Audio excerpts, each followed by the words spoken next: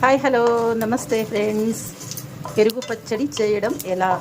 ఇలా కొద్దిగా నెయ్యి వేసుకుని పోపు పెట్టుకుని ఆవాలు మెంతులు జీలకర్ర పోపు వేసుకున్న తర్వాత కొంచెం మినపప్పు శనగపప్పు ఆప్షనల్, కావాలంటే వేసుకోవచ్చు, వద్దంటే మానేయచ్చు.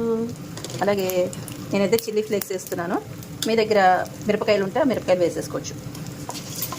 ఇలా వేయించేసుకోవాలి. చాలా సింపుల్గా చాలా ఈజీగా చేసుకోవచ్చండి. ఈలోపు ఏం చేస్తారంటే మీరు పెరుగు పచ్చడి ఏం చేద్దాం అనుకుంటున్నారో అవన్నీ కడిగేసుకొని చక్కగా నీట్గా కట్ చేసుకుని పెట్టుకోండి. నేను దీంట్లో కొంచెం ఇంగువ వేసుకుంటే సూపర్ టేస్టీగా ఉంటుంది. నేను ఇంగువ వేసుకున్నాను. అలాగే ఇదిగోండి, ఇవాళ టొమాటో పెరుగు పచ్చడి చేద్దాం అనుకుంటున్నాను. సో ఈ టొమాటో ముక్కలు వేసేద్దాం, అలాగే ఈ ఉల్లి ముక్కలు వేసేద్దాం, అలాగే కరివేపాకు కూడా వేసేద్దాం. పచ్చిమిరపకాయలు ఇప్పుడు ఒక 2-3 వేద్దాం. తర్వాత మగ్గిన తర్వాత మిగిలిన వేసేసుకోవచ్చు.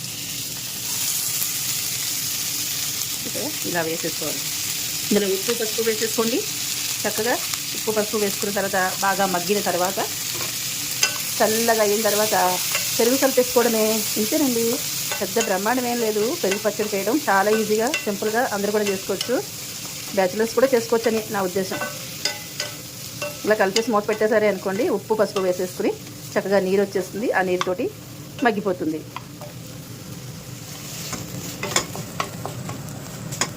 పెరిగి ఇక్కడ పెట్టుకున్న ఇది బాగా ఉడికిపోయిన తర్వాత ఉడికిపోయిందండి. ఆ స్టవ్ ఆపేసుకుని చల్లగా అయిన తర్వాత మనకి ఎంత కావాలో పెరుగు అంత చూసుకుని ఇందులో కలిపేసుకోవాలి. వేడివేడిగా కలిపిస్తే విరిగిపోతుంది.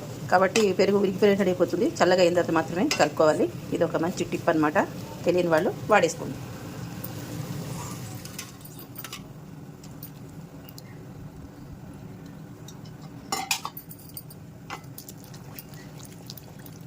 ఇదిగోండి, మన పెరుగు పచ్చడి రెడీ అయిపోయింది. చూసారా ఎంత సింపుల్గా రెడీ అయిపోయిందో.